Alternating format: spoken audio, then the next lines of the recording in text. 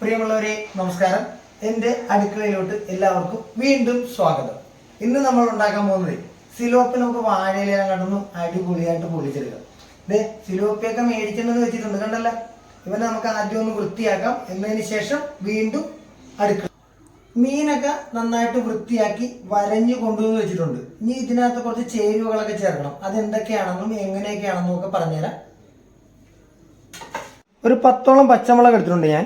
ഒരു 15 അല്ലി വെളുത്തുള്ളി, ഒരു കഷ്ണം ഇഞ്ചി, പിന്നെ വേപ്പില, ഒരു 15-20 അല്ലി കുഞ്ഞുള്ളി, 2 സവാള, ഒരു തക്കാളി, തേങ്ങാപ്പീര, ഒരു കപ്പ്, കടുക്, കുരുമുളക് പൊടി, ഉലുവ, മഞ്ഞൾപ്പൊടി, മുളക് പൊടി, മല്ലിപ്പൊടി, ഉപ്പ്, ഒരു ചെറുനാരങ്ങ എന്നിവയാണ് വേണ്ടത്.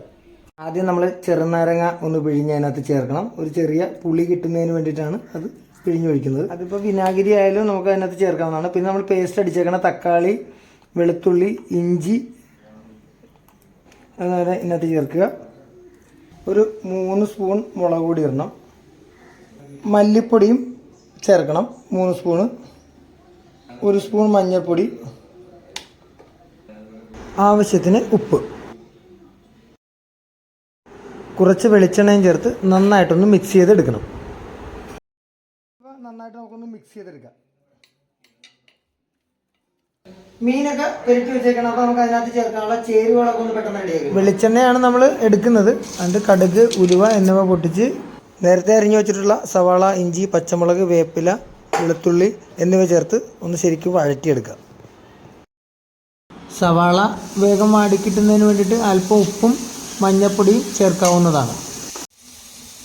മഞ്ഞൾപ്പൊടി, നേരത്തെ പിഴിഞ്ഞ് വെച്ച തേങ്ങാപ്പാൽ കുറച്ച് നമുക്ക് ഇതിനകത്ത് ഒഴിക്കാം. അപ്പോൾ മീൻ പെരുട്ടി വെച്ചതും റെഡിയായി, നമ്മുടെ ചേരുവയും റെഡിയായി. ഇനി നമ്മൾ വാഴയിലകൾ പൊള്ളിക്കാൻ പോവുകയാണ്. സാധാരണ 2 രീതിയിലാണ് പൊള്ളിക്കുന്നത്. ഒന്നെങ്കിൽ ഒറ്റയ്ക്ക് കിഴി കെട്ടി പൊള്ളിക്കും. ഇപ്പോൾ 3 മീനും വലുതായതുകൊണ്ട് നമുക്ക് ഒറ്റയടിക്കാനായിട്ട് പൊള്ളിച്ചേക്കാം കേട്ടോ.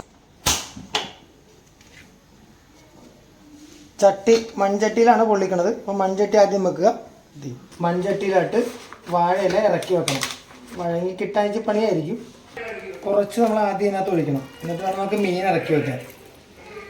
പെരുട്ടി വെച്ച മീൻ ഇറക്കി അങ്ങോട്ട് വെക്കണം.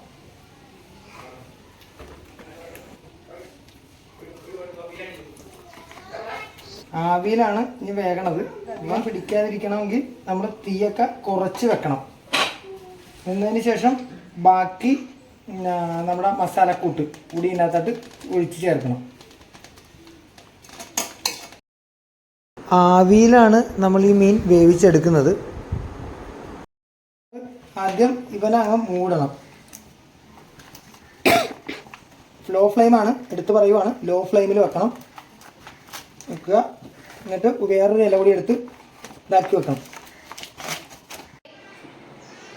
ഒരു 20 മിനിറ്റ് ആയിപ്പോൾ നമ്മൾ വേവിക്കാൻ വെച്ചിട്ട്. ഇനി നമുക്കത് എങ്ങനെയായെന്ന് നോക്കാം.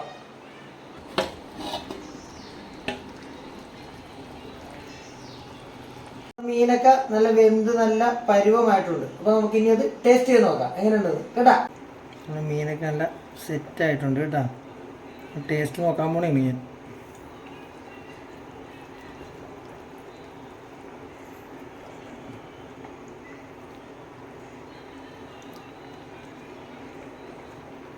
നമ്മൾ ഉണ്ടാക്കിയ സിലോപ്പി പൊള്ളിച്ചത് അത് റെഡിയായി കഴിഞ്ഞിരിക്കുകയാണ്. അപ്പോൾ ഞാൻ ആദ്യം ഒന്ന് ടേസ്റ്റ് ചെയ്ത് നോക്കട്ടെ കേട്ടോ.